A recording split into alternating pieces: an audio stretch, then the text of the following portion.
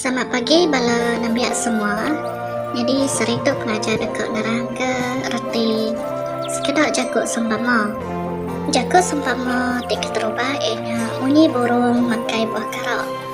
Reti ya munyi diinggar tok kericah. Contoh ayat apa nyo begau sidonya di ruai dien.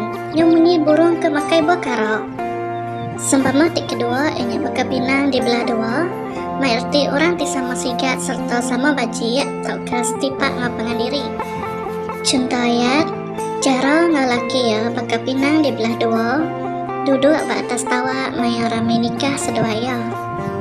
Sempama tik ketiga ianya asai kediau di baru punggu, artinya seruran irawati tak kenangi ke penusah tak nyadi.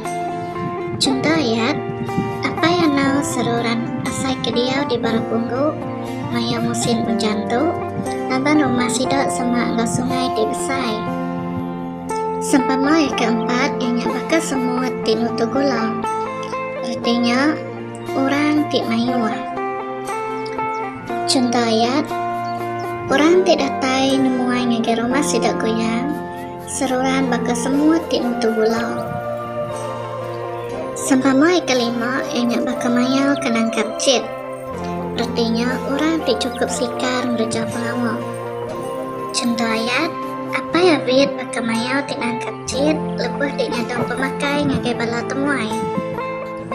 Udahnya, sempama asai ke bambu dunia, mai reti orang tidak kelalu gagal tak ke lantang hati. Contoh ayat, goyang asai ke bambu dunia, lebih ia boleh pemutus perasa di mana. Nangkan kenya sempama baka isi ngau kukut, mandang ke kawul ditegap serta rat ngau pangan diri. Contoh ayat, injan ngau kavita begulai mana ngau pangan diri.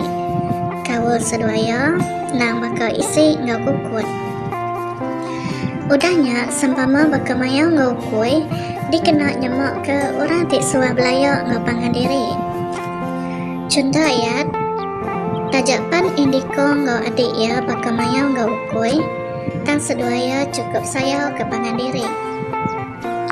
Kepenudi, sempama asai ke pansut hari nyawa bayau, mai reti udah buka stok ke lepas hari penusa. Contoh ayat, injan asai ke pansut hari nyawa bayau, sepengudah ukui tengah gaya nadayagi. Jadi, nya sekedar sempama tidak belajar ke kita sehari itu. Dia tu, uji gagal latih berlambah 54 dalam buat aktiviti. Terima kasih.